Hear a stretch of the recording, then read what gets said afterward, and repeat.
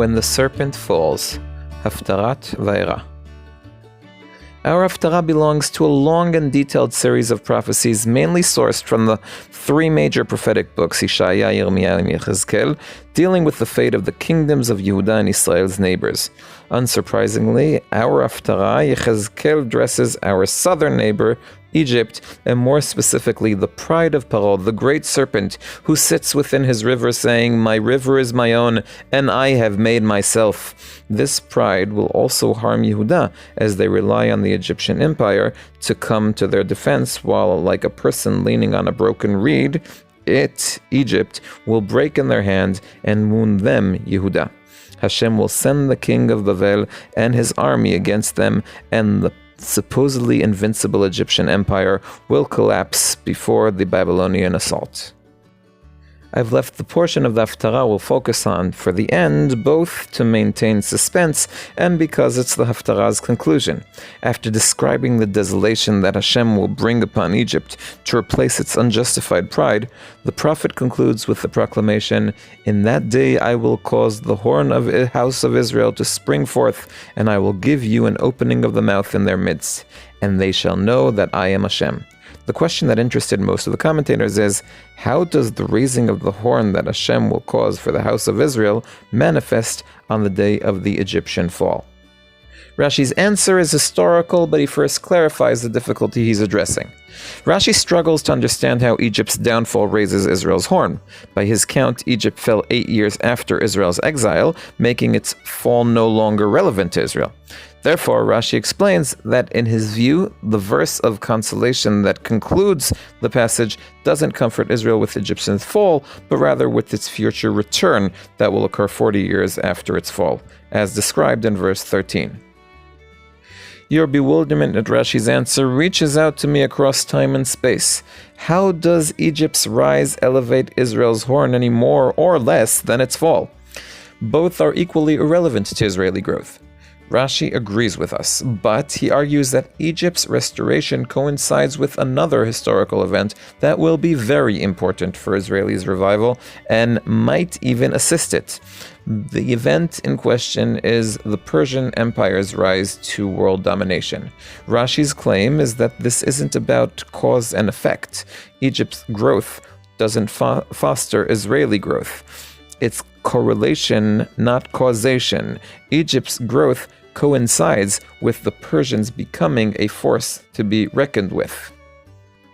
These Persians will be the means by which the Israeli kingdom will rebuild itself.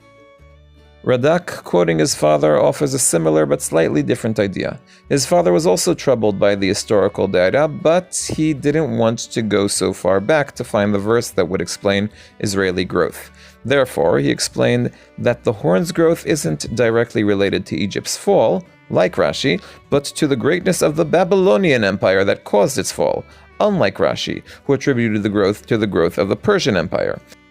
Radak and his father benefit from having all the relevant data to understand the prophecy within the prophecy. They don't need to find external events to explain it. Rabbi Eliezer Mibeleganzi finds it difficult to interpret it this way. Perhaps he was bothered by the order of the verses that don't really support Rashi's answer.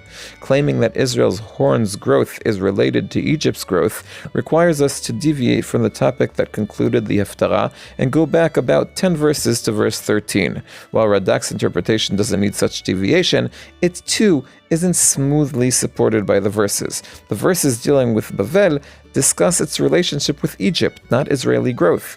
Therefore, Rabbi Eliezer of Belegansi interprets that Israel's growth doesn't refer to the kingdom of Israel's growth, but to the growth of the Israeli community established in Egypt. When Egypt is punished, they will survive and even flourish, despite the collapse of Egyptians among whom they dwell. Malbim explains that this refers to another famous story. Apparently, says Malbim, Egypt, the largest and most distant empire conquered by Nebuchadnezzar of Bavel, was also the last kingdom he conquered. Therefore, Malbim continues, it's logical that the statue he erected in the plain of Dura, to which he demanded everyone bow, was built after conquering Egypt. In the book of Daniel, the statue incident is connected to Hananiah, Mishael, and Azariah, who refused to bow to the statue, and that led to them being thrown into the fiery furnace, from which they were miraculously saved and not consumed by the fire. If this is the case, one could argue that this miracle is Israel's horn that was raised after Egypt's fall. I believe all the commentators we mentioned, except Rabbi Eliezer, turned Haftarat's central subject, Egypt, into a marginal player in their interpretation of the final verse. Rashi most blatantly in his reference to Persia, which isn't even mentioned in the Haftarah, but to a lesser degree also Radak and Malbim, who gave excess weight to Bavel's relative to its importance in the Haftarah. Rabbi Eliezer's interpretation, on the other hand, while related to Egypt, also raises questions. Although surviving in Egypt is preferable to dying there, it's unclear whether this can be defined as raising a horn for the house of Israel. Therefore, I want to propose an alternative interpretation that relates to the weekly parasha, but requires addressing Israel's purpose in the world. According to many biblical verses, Israel is supposed to be a light unto the nations, to be a kingdom of priests and a holy nation. It needs all the peoples of the earth to be blessed through it. This understanding answers a question from this week's parasha. The parasha repeatedly returns to variations of the mantra, "And Egypt shall know that I am Hashem." Why does Hashem care what Egypt knows? According to what we've said, the answer relates to Hashem's choosing of Israel to repair the world. In a different, not so far-fetched scenario, Egypt could have been the chosen people. They were the largest and most influential empire. They didn't need to speak to the world, they were the world. Yetziat Mitzrayim and the 10 plagues that preceded it somewhat damaged Egypt's reputation as a chosen people. A small group of Hebrew slaves decided they're a nation and left. From the perspective of the Hebrew people and their God, the Egyptian empire was replaced by Israel. However, this didn't undermine the Egyptian empire's status in a way they couldn't recover from. From the world's perspective, Egypt was still an empire that took a slight hit. Until now, that is.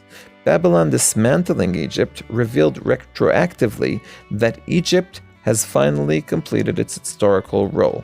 Now Israel's horn that grew in Egypt's collapse can truly grow. All they need to do is return home. In loving memory of my beloved and heroic student, Amichai Shimon ben Ishai and Bat Yarubin Hashem Yikom Damo, Dovi Holtz, one who loves Tanakh.